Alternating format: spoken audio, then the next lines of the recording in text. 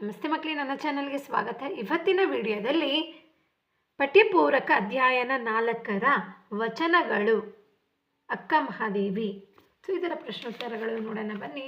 ಪಠ್ಯಪೂರಕ ಅಧ್ಯಯನ 4 ವಚನಗಳು ಕೊಟ್ಟಿರುವ ಪ್ರಶ್ನೆಗಳಿಗೆ ಉತ್ತರಿಸಿರಿ ಅಂತ ಇದೆ. ಮೊದಲನೇ ಪ್ರಶ್ನೆ, ಅಕ್ಕ ಮಹಾದೇವಿಯ ವಚನಗಳ ಅಂಕಿತ ಯಾವುದು? ಅಕ್ಕ ಮಹಾದೇವಿಯ ವಚನಗಳ ಅಂಕಿತ ಚನ್ನಮಲ್ಲಿಕಾರ್ಜುನ.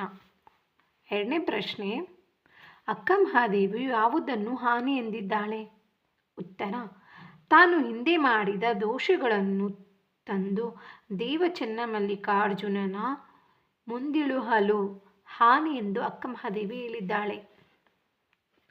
ಮೂರನೇ ಪ್ರಶ್ನೆ, ಅರಿಯದವರೊಡನೆ ಸಂಗಮ ಮಾಡಿದರೆ ಆಗುವ ಪರಿಣಾಮವೇನು? ಅರಿಯವರೊಡನೆ ಸಂಗಮ ಮಾಡಿದರೆ ಕಲ್ಲ ಹೊಯ್ದ ಕಿಡಿಯ ತೆಗೆದುಕೊಂಡಂಥ ಪರಿಣಾಮವಾಗುತ್ತದೆ. ನಾಲ್ಕನೇ ಪ್ರಶ್ನೆ, ಭಗವಂತನಲ್ಲಿ ಶರಣಾಗುವ ಭಾವ ಅಕ್ಕ ಮಹಾದೇವಿಯ ವಚನದಲ್ಲಿ ಹೇಗೆ ವ್ಯಕ್ತಗೊಂಡಿದೆ? ಮೊಸರು ಹಲವು ಪ್ರಕ್ರಿಯೆಗಳನ್ನು ದಾಟಿ ತುಪ್ಪವಾಗಿ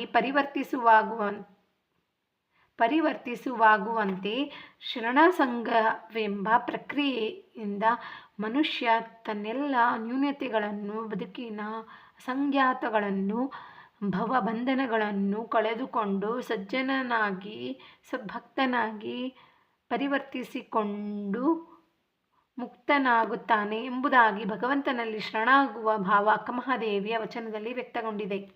ಜ್ಞಾನಿ ಅಜ್ಞಾನಿಗಳ ಸಂಘದ ಬಗೆಗಿನ ಅಕ್ಕ ಮಹಾದೇವಿಯ ಅಭಿಪ್ರಾಯವೇನು?